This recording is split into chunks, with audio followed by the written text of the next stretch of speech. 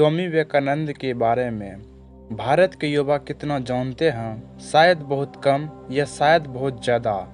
आओ जानते हैं 8 पॉइंट में उनके बारे में कुछ खास।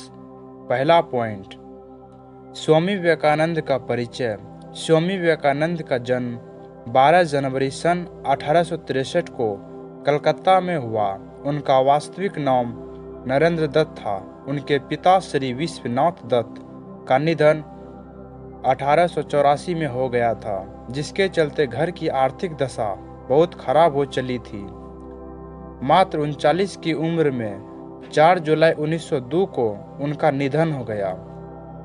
दूसरा पॉइंट, विवेकानंद की रुचि और अध्ययन। संगीत, साहित्य और दर्शन में विवेकानंद को विशेष रुचि थी। तैराकी, घुड़सवारी और कुश्ती उनका शौक था।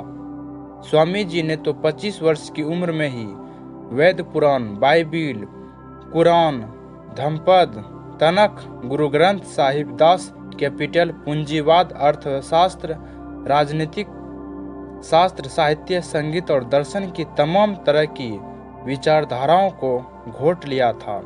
वह जैसे जैसे बड़े होते गए सभी धर्म और दर्शकों के प्रति विश्वास से भर गए। संदेहवादी उलझन और प्रतिवाद के चलते किसी भी विचारधारा में विश्वास नहीं किया। तीसरा पॉइंट, ब्रह्म समाज से जुड़ना। नरेंद्र की बुद्धि बचपन से बड़ी तीव्र थी और परमात्मा को पाने की लालसा भी प्रबल थी। इसी हेतु वह पहले ब्रह्म समाज में गए, किंतु वहां उनके चित्त को संतुष्ट नहीं हुआ। चौथा पॉइंट, रामकृष्ण परमहंस की शरण में। अपनी जिज्ञासाएं शांत करने के लिए ब्रह्मा समाज के अलावा कई साधु संतों के पास भटकने के बाद अंततः वह रामकृष्ण परमहंस की चरण में गए। रामकृष्ण के रहस्यमय व्यक्तित्व ने उन्हें प्रभावित किया, जिससे उनका जीवन बदल गया। 1881 में रामकृष्ण को उन्होंने अपना गुरु बनाया। संन्यास लेने के बाद इनका नाम विवेकानंद हुआ। रामकृष्ण परमहंस की प्रशंसा सुनकर नरेंद्र उनके पास पहले तो तर्क करने के विचार से ही गए थे, किंतु परमहंस जी ने देखते ही पहचान लिया कि यह तो वही शिष्य हैं जिनका उन्हें कई दिनों से इंतजार है। परमहंस जी की कृपा से उनको आत्म साक्षात्कार हुआ। फलस्वरूप नरेंद्र परमहंस जी के शिष्यों में प्रमुख हो गए। पांचवा पॉइंट, बुद्धि के पार है विवेक। स्वामी विवेकानंद जब तक नरेंद्र थे बहुत ही तार्किक थे, नास्तिक थे, मूर्ति भज्जक थे। रामकृष्ण परमहंस ने उनसे कहा भी था कि कब तक बुद्धिमान बनकर रहोगे, इस बुद्धि को गिरा दो, समर्पण भाव में आओ, तभी सत्य का साक्षात्कार हो सकेगा, अन्यथा नहीं। तर्क से सत्य को नहीं जाना जा सकता। विवेक को जागृत करो। विवेकानंद को रामकृष्ण परमहंस की बातें जम गई, बस तभी से वह विवेकानंद हो गए। फिर उन्होंने कभी अपनी नहीं चलाई, रामकृष्ण परमहंस की ही चली। छठा पॉइंट, देश भ्रमण। 1886 में रामकृष्ण के निधन के बाद जीवन एवं कार्यों को उन्होंने नया मोड़ दिया। 25 वर्ष की अवस्था में उन्होंने गुरवा वस्त्र पहन लिया।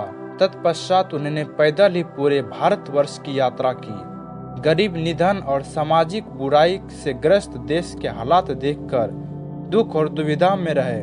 उसी दौरान उन्हें सूचना मिली कि शिकागो में विश्व धर्म सम्मेलन आयोजित होने जा रहा है। सातवां पॉइंट, शिकागो में भाषण।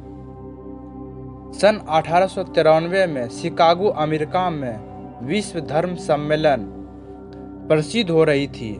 स्वामी विवेकानंद जी उसमें भारत के प्रतिनिधि के रूप से पहुंचे। यूरोप, अमेरिका के लोग उस समय पराधीन भारतीय वासियों को बहुत हीन दृष्टि से देखते थे। वहां लोगों ने बहुत प्रयत्न किया कि स्वामी विवेकानंद को सर्वधर्म परिषद में बोलने का समय ही ना मिले। एक अमेरिकन प्रोफेसर के प्रयास से उन्हें थोड़ा समय मिला। विश्व धर्म सम्मेलन पार्लियामेंट ऑफ रिलीजन्स में अपने भाषण की शुरुआत उन्होंने बहनों और भाइयों कहकर की। इसके बाद उनके विचार सुनकर सभी विद्वान चकित हो गए। फिर तो अमेरिका में उनका बहुत स्वागत हुआ। वहां उनको भक्तों का एक बड़ा समुदाय हो गया। 3 वर्ष तक वह अमेरिका रहे और वहां के लोगों को भारतीय तत्व विज्ञान की अद्भुत ज्योति प्रदान करते रहे।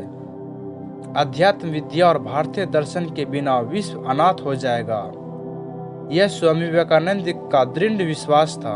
अमेरिका में उन्होंने रामकृष्ण मिशन की अनेक शाखाएं स्थापित की। अनेक अमेरिकी विद्वानों ने उनका शिष्यत्व ग्रहण किया। शिकागो से आने के बाद देश में प्रमुख विचारक के रूप में उन्हें सम्मान और प्रतिष्ठा मिली। 1899 में उन्होंने पुनः पश्चिम जगत की यात्रा की तथा भारतीय आध्यात्मिकता का संदेश फैलाया। विदेशों में भी उन्होंने अनेक स्थान की यात्राएं की। 8वां पॉइंट, विवेकानंद का दर्शन। विवेकानंद का वेदांत दर्शन बुद्ध के अष्टांगिक मार्ग और गीता के कर्मवाद का गहरा प्रभाव पड़ा। वेदांत, बुद्ध और गीता के दर्शन को मिलाकर उन्होंने अपना दर्शन गढ़ा।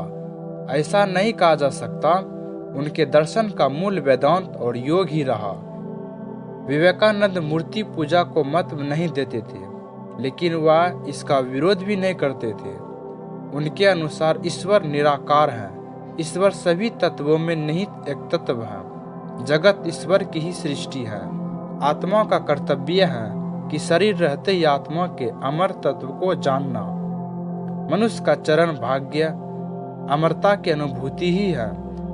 राजयोग ही मोक्ष का मार्ग है। आपको यह वीडियो कैसी लगी हमें कमेंट करके ज़रूर बताएं। धन्यवाद।